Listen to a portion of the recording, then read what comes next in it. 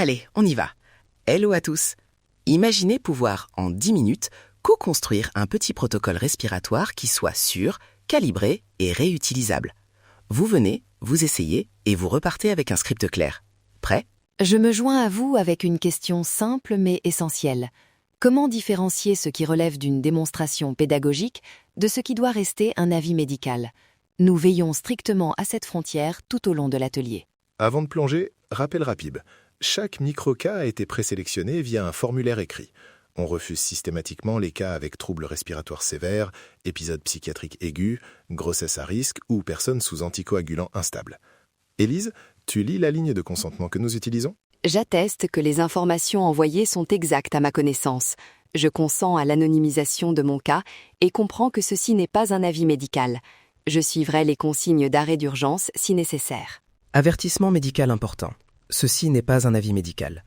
Si essoufflement, vertige, douleur ou malaise surviennent, arrêtez, asseyez-vous, respirez naturellement.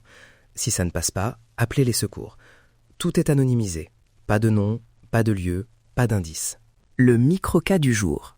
Une personne anonyme, débutante, présente un stress professionnel récurrent lié au sommeil perturbé. Objectif exprimé, réduire l'agitation avant le coucher. Intensité perçue, 6 sur 10. Contexte, souhaite une pratique courte, à faire assise, sans imagerie forte. Voilà le terrain. Merci. Lecture pédagogique rapide.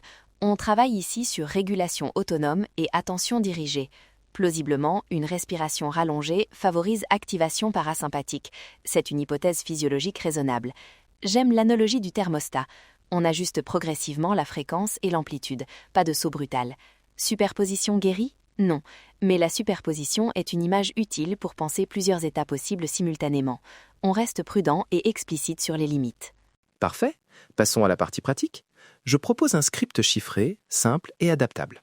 Option standard, assis, dos adossé, mains reposées. Mesure initiale, notez votre niveau d'agitation sur 0,10. Script respiratoire, inspiration douce 3 secondes, pause très courte 1 seconde, expiration lente 5 secondes.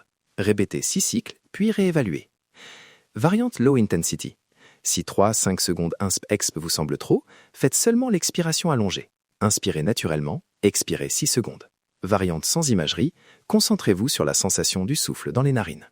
J'ajoute un repère quantique pragmatique. Si vous faites 6 cycles et que le score ne baisse pas, ne forcez pas.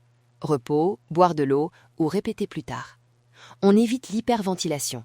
Signes, picotements, étourdissements. Si ça arrive, respirez naturellement, ralentissez l'effort et asseyez-vous. Biochamp ne mente pas. Mais ici, le feedback principal, c'est votre confort et votre sécurité. Sécurité et adaptation en bref. 1. Toujours assis ou adossé. 2. Si enceinte ou santé fragile, consultez un professionnel avant d'appliquer. 3. Checkpoint d'arrêt. Essoufflement, vertige, douleur, arrêtez immédiatement. Pour diffusion, refusez tout cas présentant critères d'exclusion. En cas d'urgence, procédure recommandée, asseoir la personne, demander à respirer normalement et appeler les secours si les signes persistent. On va maintenant faire une courte séquence guidée intégrée. Position, assis, dos adossé. Mesurez 0,10 votre agitation. Si vous êtes au volant, ne faites pas l'exercice. Attendez d'être arrêté et en sécurité. Prêt ? D'accord. Inspirez doucement sur 3 secondes. 1, 2, 3. Pause courte. Et expirez lentement sur 5 secondes. 1, 2, 3, 4, 5. Voilà. Encore 4 cycles à votre rythme, sans forcer. Si vous sentez des picotements ou un étourdissement, arrêtez et respirez normalement. Je compte les cycles maintenant. Puis on observe. Pendant que vous pratiquez, notez simplement, est-ce que votre niveau d'agitation devient moins intense ? Même un demi-point est une information utile. Si vous avez choisi la variante expiration seule, inspirez normalement et allongez l'expiration à 6 secondes, sans retenir. N'oubliez pas, si c'est inconfortable, stoppez. Très bien. Reprenez votre note. 0, 10. Que constatez-vous ? 3 règles rapides à retenir. 1. Sécuriser la posture et l'environnement. 2. Doser progressivement. Privilégier expiration rallongée si sensible. 3. Toujours un critère d'arrêt simple et non négociable.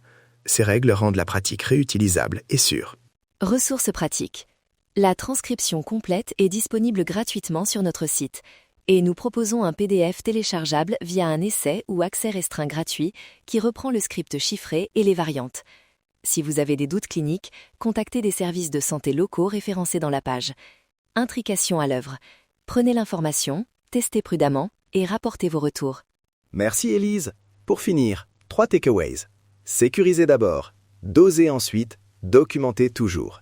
Si vous voulez le script imprimable, la transcription et le PDF sont sur notre site. Laissez aussi un retour via le formulaire court pour nous aider à améliorer la sélection des cas. Allez, faites-moi un petit sourire. Et abonnez-vous pour ne pas manquer l'atelier suivant.